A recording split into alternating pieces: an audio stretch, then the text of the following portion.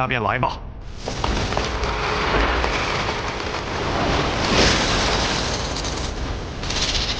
马节之，刀剑不持，勾手戒备，决一剑升级。要胜此战，唯有一途：压入局。我为尔。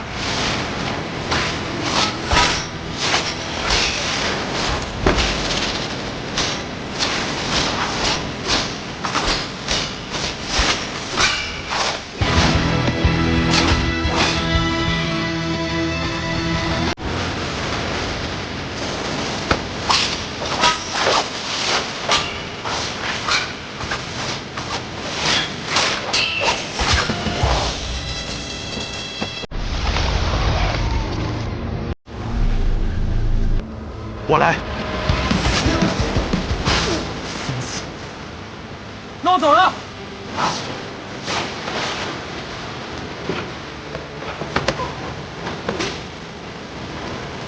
后尘之考。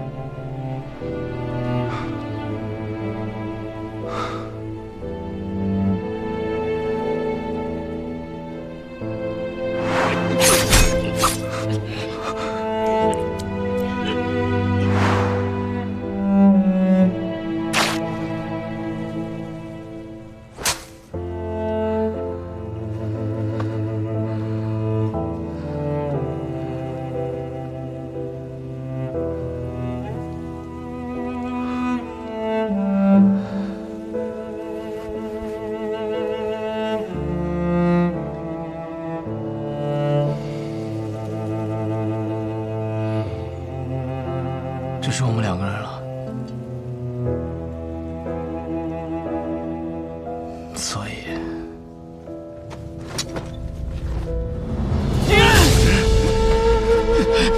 你疯了吗？你这疯子，停下来！我跟你说过，你的恩情，我迟早会还的。我不需要你还。 你此前替我做点灯童子的时候，已是还了。暗河的规矩，10个人只有1个人能走出鬼窟园，成为3家之人。你若不成我的情，我们2个人都得死啊！一定会有办法的。我去和他们说，他们享有最顶尖的刺客，而我们俩是他们这些年里遇到最好的种子。 他们不会愿意就这么失去我们的。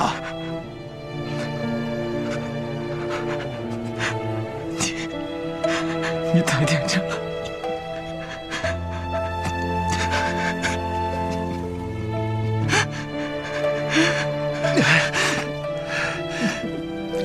你把手放开！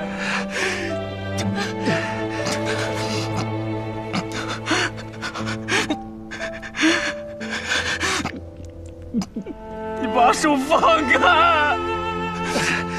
只要足够强，便有资格天真。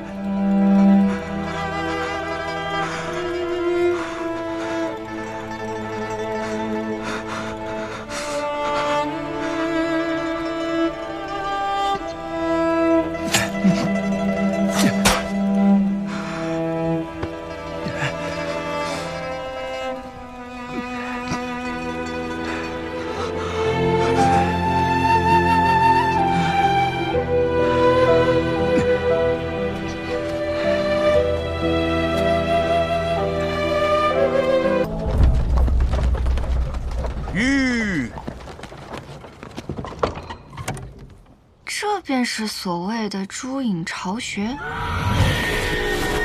朱隐在北离和南绝都设有这样的巢穴，每一处都是易守难攻的堡垒，所以很多人不想我们做那归巢的支柱。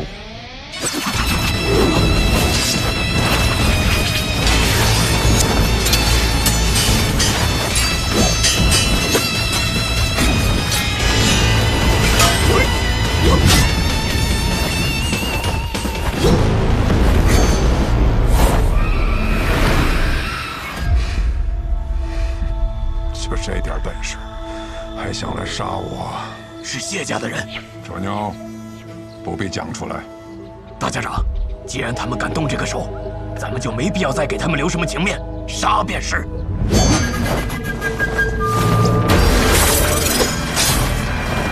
穆家和谢家居然联手！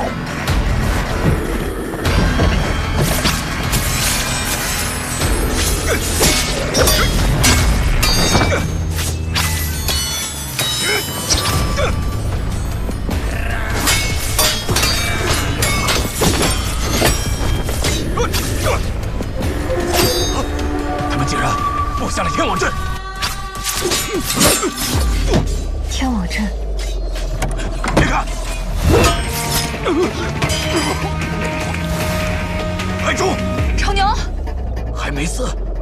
大家长，你不是说这马车刀枪不入，机关无数吗？为何不用？来不及了，人已经进来了。人？是繁花呀。许久不见了，请大家长恕属下身体不便，便不与您行礼了。痨病鬼，你这病深入骨髓，神仙都治不了。是啊，我注定是个将死之人了，所以才敢这么直截了当的来见大家长，不怕大家长治我的罪。那么你到此是想与我说些什么呢？大家长坐在这个位置已经很久了，如今又身受重伤，不如顺势退下来，颐养天年，将这些琐碎烦心的事情交给正值壮年的人来做，难道不好吗？正值壮年，你说的是谢霸吗？我谢家家主这些年为了安和尽心尽力，自然是最好的人选。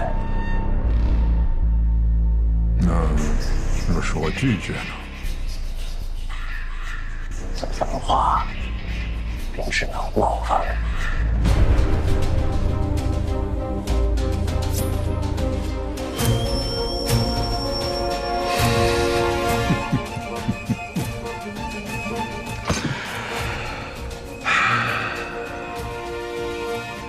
你们想要的，无非就是我手里这把面龙剑。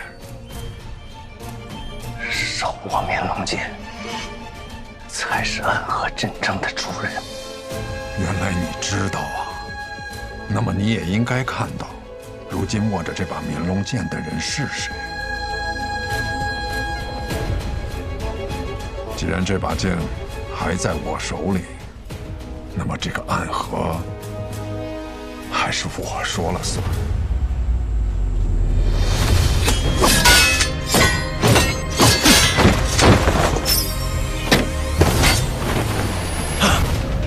引魂香，局长，不好，他用内力护住了这炷香。大家长，大家长无碍。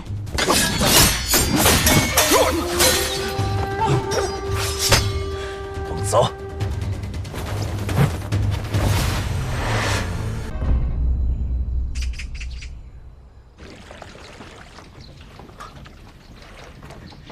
头儿，你什么时候进来的？神不知鬼不觉的。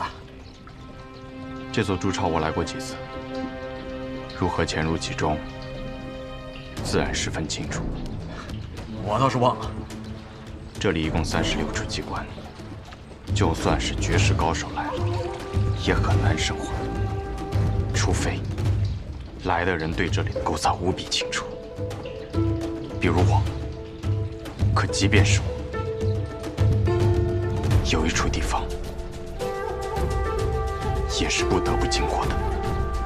哪儿？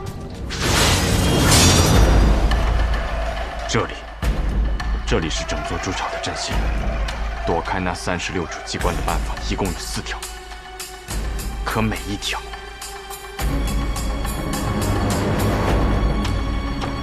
都必须要经过这里。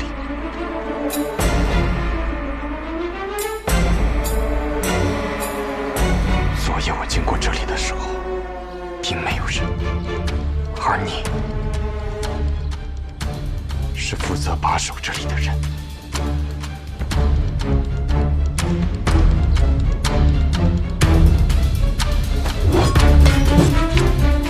你当死！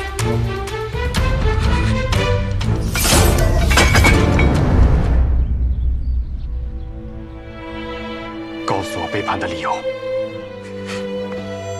头儿，你比谁都清楚，大家长所中之毒无人能解，就算解了，他也活不了几年。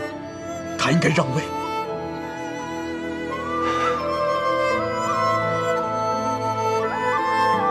你走吧，永远不要再出现。头儿，直接杀了大家长，取走灭龙剑，那一切就能提前结束了。我并非真的不会杀你。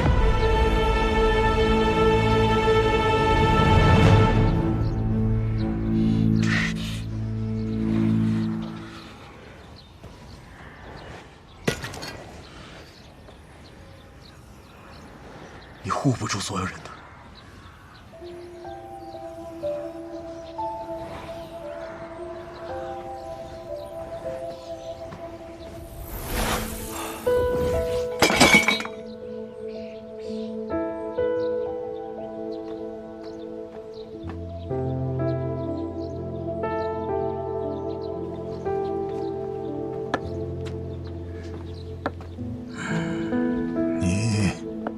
该放他走的。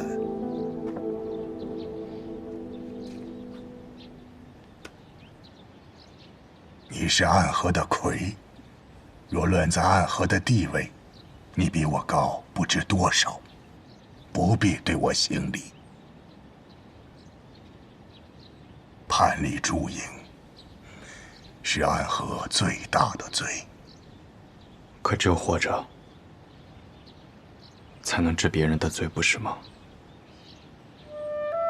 以如今的情形，暗河大家长都能被3家合力追杀，那些规矩还有存在的意义吗？我与你见过几次，也听说过你不少的传言。据说你在提魂殿中有一个称呼，叫3不接，屠戮满门的不接，不知缘由的不接，不想接的不接。我在暗河待了一辈子，你是我见过唯一的一个能和提魂殿提条件的人。因为我有一个朋友，他也有个说法，所有苏沐雨不想接的，我都接。这事他瞒了我很多年。是苏长河吧？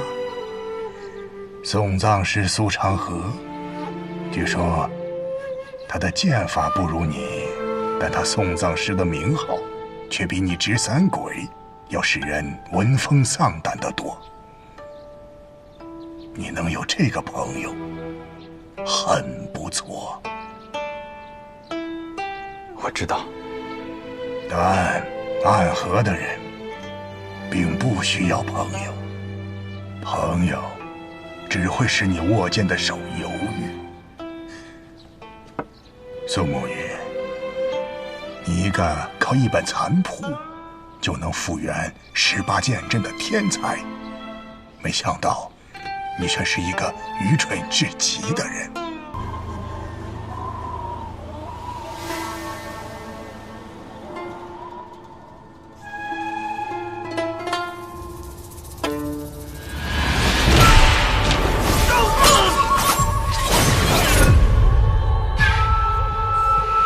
执剑。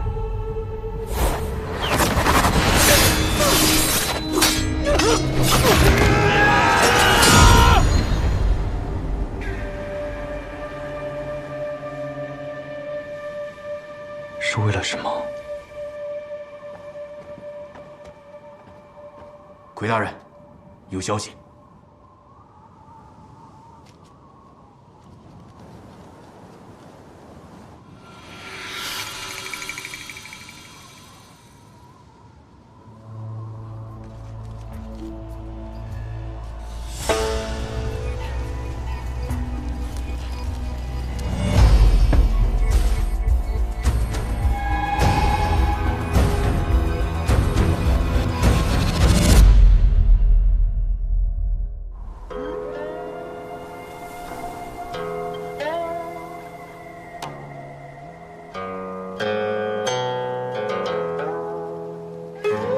白雪却嫌春色晚，故传庭树作飞花。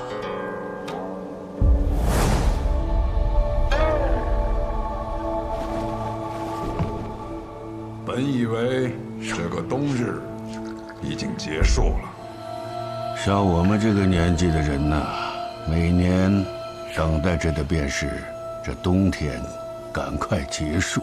可偏偏冬日已逝，又下了一场雪。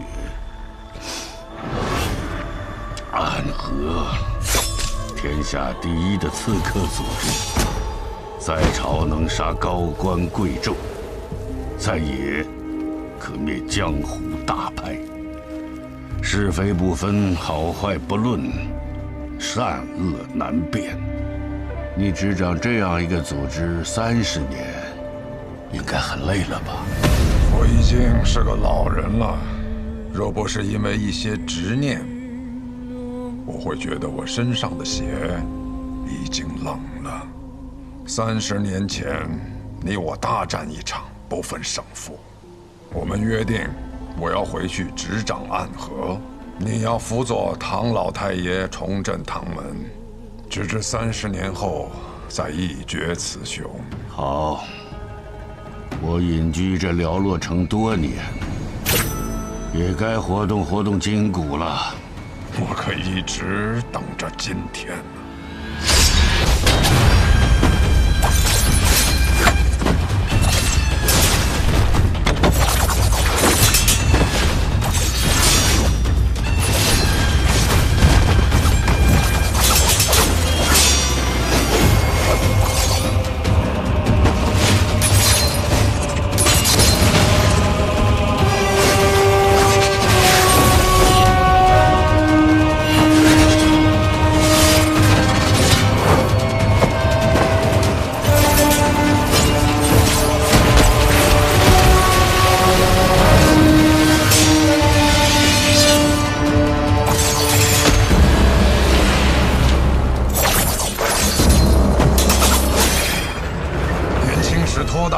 徒手接过你枚暗器，差点被毒死，我可不会再上当了。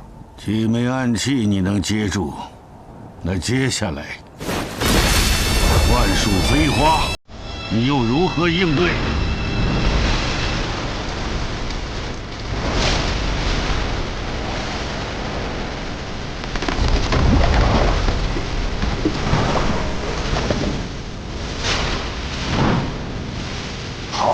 教万寿飞花，许久没有如此尽兴的一战。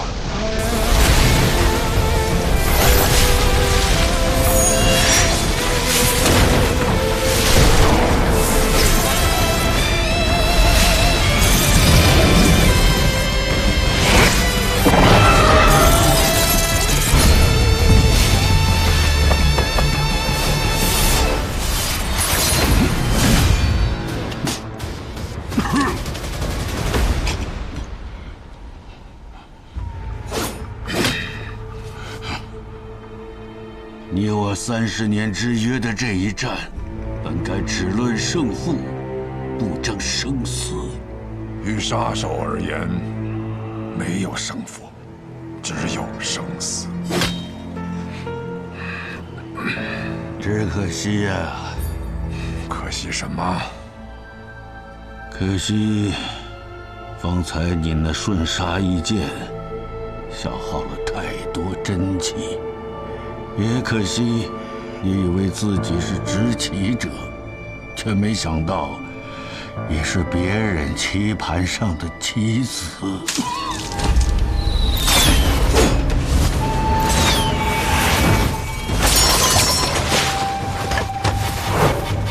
墨玉，不是跟你说过这是我自己的事，不用你插手吗？有人想趁你和唐二老爷决战之时，对你不利。一石二鸟。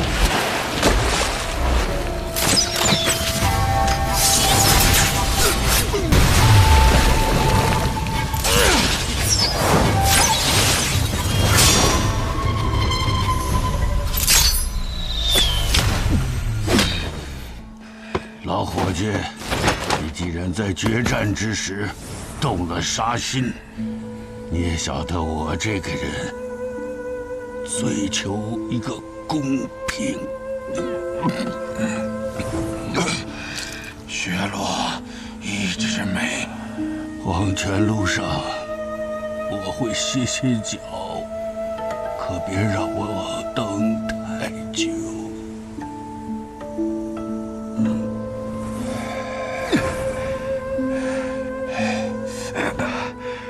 大家长，我们立刻回安河，找我们家最好的药师帮你疗伤。不能回安河。苏、穆、谢，你说他们3家等我受伤这个消息，等了多久了？刚才那些暗算我的人，根本就是他们的人。可去钱塘城，我在那里有一个故人，是药王辛百草的小师叔。找到他，他叫白鹤怀。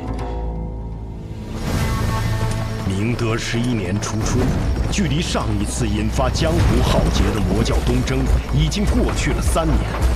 如今的江湖平和安宁，少有争斗，而暗河藏身于黑暗之中的最强宗门，由苏、谢、穆3姓组成的刺客组织，却在此时因为3家之首大家长的中毒而即将迎来巨变。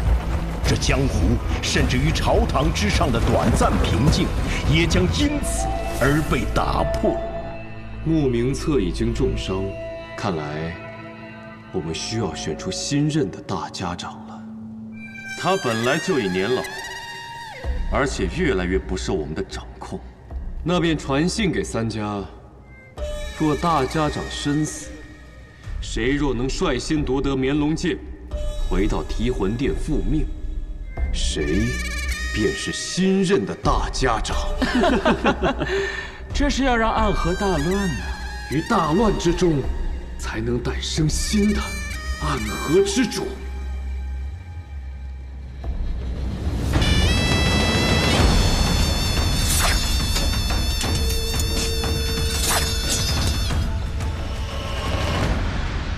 白鹤药府到了。莉莉、谢引江，他们要来这里寻找名医。是啊，大家长身中奇毒，命不久矣。而此处就住着药王的隐居的小师叔。我们苏家老爷子说，希望这个小师叔可以不要出现，或者说从未存在过。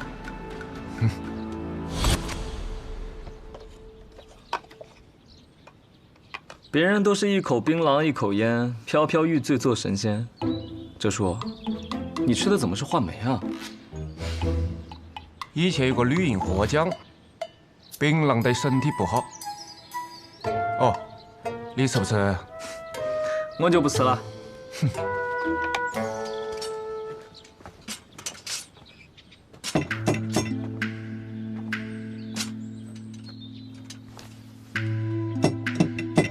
你什么时候变得这么有礼貌了？学苏沐雨啊，杀手临门，有礼有貌。可是这位神医似乎不太给面子啊。许是这位药王师叔年纪太大，耳朵背了，你要考得再响一点。哲叔，你这是敲门吗？我看你是要杀人啊！我们不就是来杀人的吗？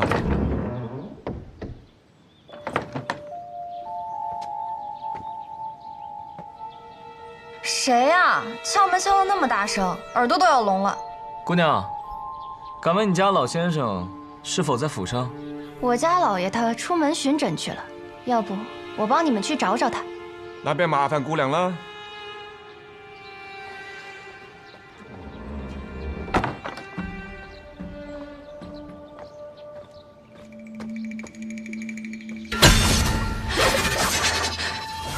你干什么？哎呦，抱歉抱歉，一时手滑。来，这个啊是祥林膏，姑娘呢擦到脸上，不出半个时辰，你那个红痕就会白肤如初。有毛病。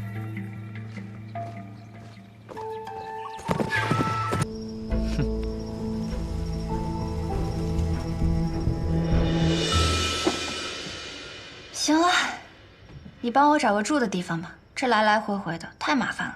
不让你师傅再来看看了？我师傅，他早就入土为安了，你们怎么老想着要他从地底下爬出来啊？什么？药王的小师叔已经死了？沐雨，你错了，你眼前这位就是药王新百草的小师叔，药王谷一脉祖师，李宇珍的关门弟子白鹤怀。医者白鹤怀，见过暗河大家长。见过暗河的魁大人。魁大人，我肚子饿了。神医见谅，行走在外，难有什么珍馐佳肴，只有这个了。无妨，有的吃就不错，总比在药王谷吃我师兄煮的药膳香。你是不是很好奇，我是如何看出来你的身份的？既然神医与大家长是旧识，想必也听说过我们。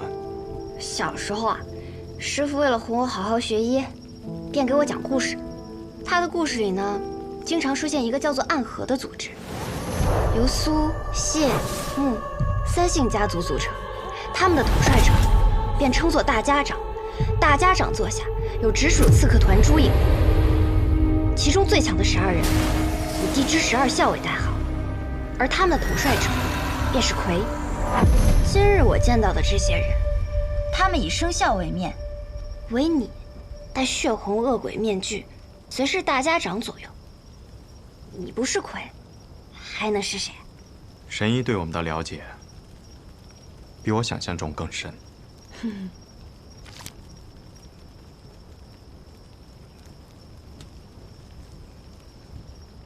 我还知道，每人的魁啊，都是当做现任大家长培养的。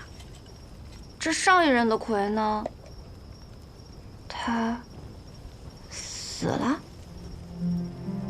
抱歉，这些隐秘之事无法与神医细说。可是上一任的魁，他是我的父亲，这也不能问吗？神医说笑了。不信算。这人是死是活对你们倒是隐秘，可是你身份特殊，标识却如此明显，此时就不考虑隐秘了。我也曾问过同门前辈，身为刺客，本该想尽办法隐匿身份，可为何我们却明明白白的把身份写在脸上？那人怎么说？这是意思个，你懂事吗？你怎么突然大舌头啊？不是我大舌头，是他大舌头。我想起来了，难道我白日里见到的那个人，他便是你的同门？他是不是手里还拿着一根法杖，上面套满了金环？这书居然也来了。还有一个玩匕首，那是昌河。陈龙，准备一下，带上神医，即刻启程。是。去哪儿啊？九霄城，没有人比我更了解昌河。此刻我们定然已经入了他布下的局。宇哥，都准备好了。神医，这是卯兔，你随他动身，一路保重。奎大人，那便希望在九霄城中我们还能重逢。不必叫我奎大人，叫我苏沐雨便是。苏沐雨，还真是一个好听的名字。再见了。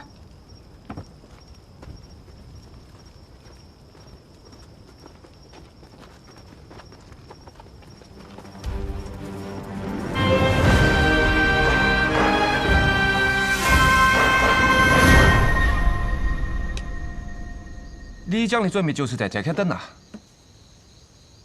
谢家的刀，穆家的鬼，每一个都蠢蠢欲动，而我就不一样了，我很懒的，不如就跟在那些勤快的人后头，虽然会慢上几步，但永远不会迟到。你透露了点消息给他们，他们两家都配应来这开了。哼，真是个狡诈的小子！老爷子派出你，是铁了心要上位啊！唉，最聪明的我和最强的你，这是我曾经暗河第一高手，上一任奎大人。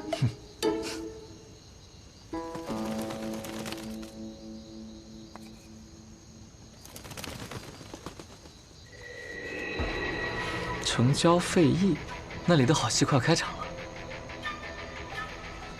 走吧，哲叔，我们苏家那位老爷子该等着急了。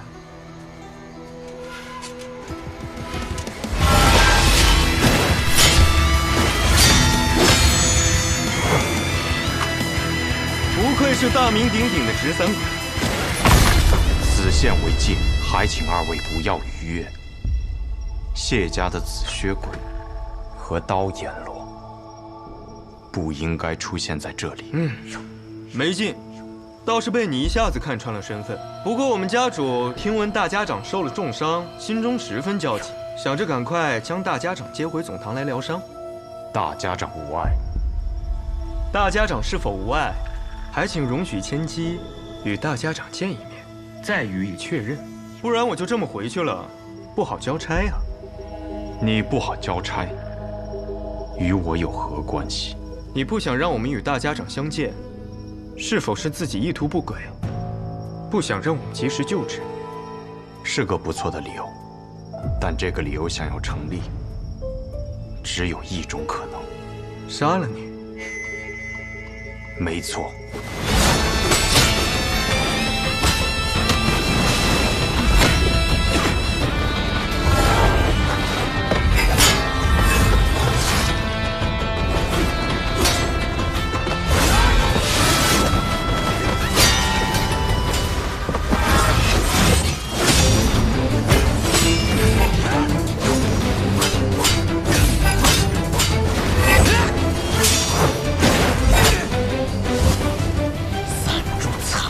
为何不敢一献？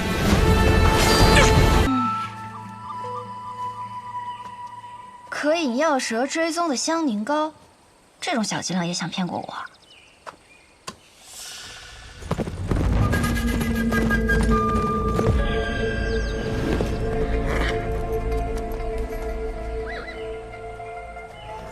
这位姑娘，你是医者？怎么？难道我看起来不像吗？抱歉，无意冒犯。公子，可是要问路？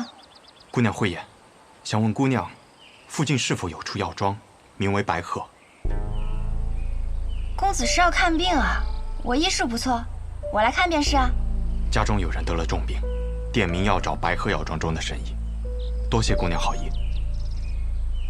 那你怎知道我不是白鹤药庄中来的呢？莫非姑娘是？那自然是。烦请姑娘速速带我去见你师父。我师父，他暂时来不了这里，但是他和我说过，有贵客来访，从很远很远的地方来，想来就是公子你了吧？他让我先行随你前去。冒犯了，我需要赶时间，还请姑娘上马。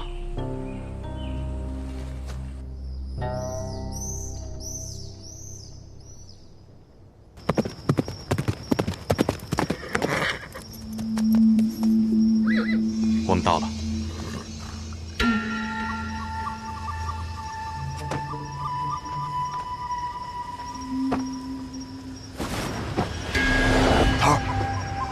桃儿，你来的正是时候。大家长那边好像出了些问题。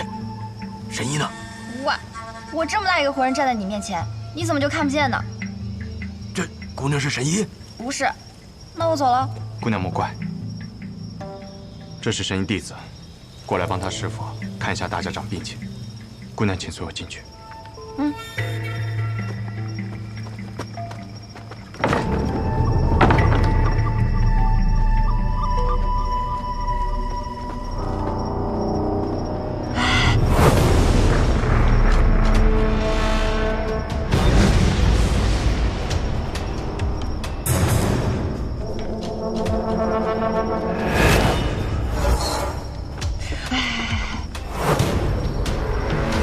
我觉得这里面有鬼哎！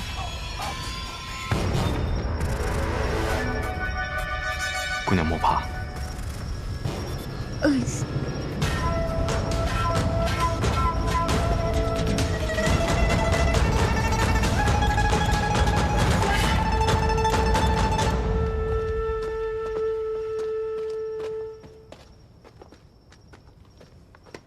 大家长。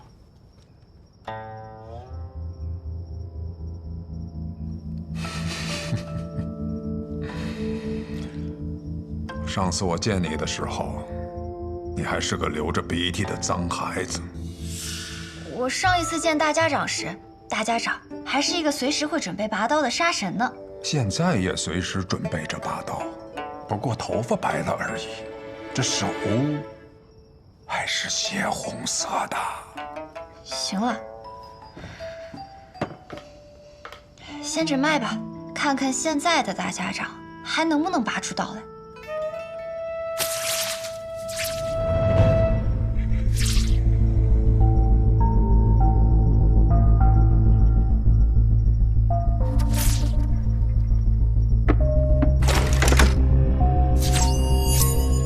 收起你的杀气，你若是不小心吓到了我手这么微微抖一下，你们的大家长啊可就死定了。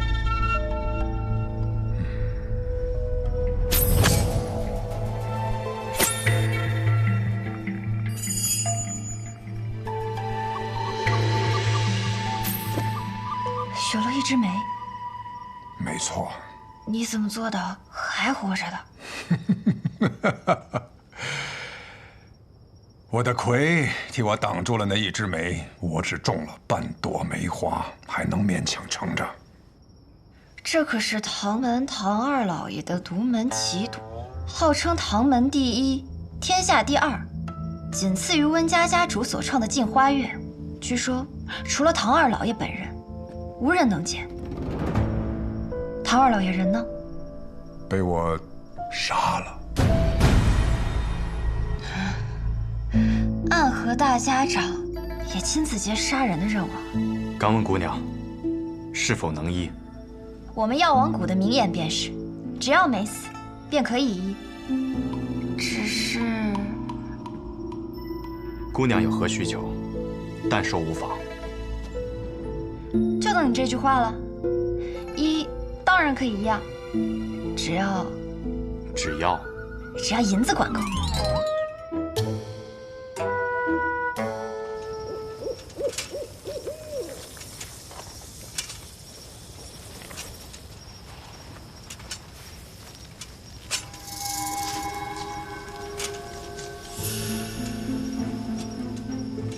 看来对方是识破了你的伎俩，这才走出了多久，就把这药瓶给丢了。看来我们是搞错了。什么错了？我们放走的是真的圣衣。还好，我也做了些准备。哦。谢家的风舞之刀，不错。死！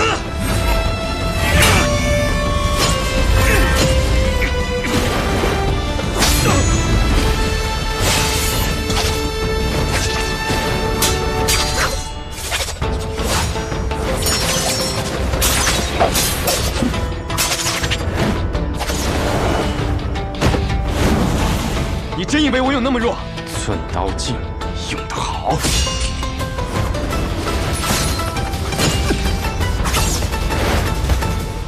回去告诉你们家老爷子，若及时收手，那么这段时间的事情，大家长可以装作无事发生；若继续这般执迷不悟，就别怪我们朱隐无情了。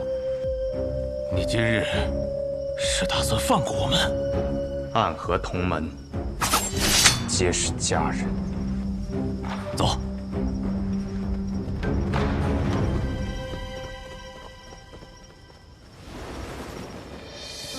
你来了。你好像看到我不是很高兴啊，我的魁大人。我知道你迟早会到，却还是希望可以晚一点。老爷子让我给你带句话，你是苏家的嫡子。如今我是魁，人中之魁，我属于暗河，却不属于任何一家。你总是这么正经啊，一点意思都没有。当无名者的时候，每天起早贪黑的练剑，做一个勤勤恳恳的无名者；做刺客的时候，每一个任务完成的妥妥当当，一丝不苟。现在做了魁，还是这么兢兢业业。你的大家长都快死了，你还要强迫着给他陪葬？大家长无碍，这样的传言，不该由你说起。他若无碍，又怎么会来找那什么新百草的小师叔？你杀了他，把绵龙剑拿来，你可以拿到你最想要得到的自由。是啊，离开苏家，离开暗河，去你想去的地方，做你想做的事。你知道呢，暗河从未有过这样的先例，而我们那位老爷子愿意为你破。若我拒绝呢？我们姓苏，在苏家生活了这么多，而你身为魁，跟着大家长也不过几年。你跟他的情分，能有和苏家的深？我不管你的想法究竟如何，如今我是魁，我的职责便是守护大家长的安危。任何事，任何条件，都必须在这件事的前提下。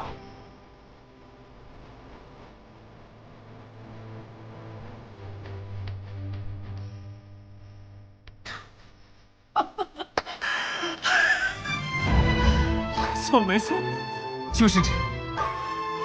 同样的话我已经回给了老爷子，我就知道你一定会这么说。然后呢？然后老爷子说，既然如此，那就杀了吧。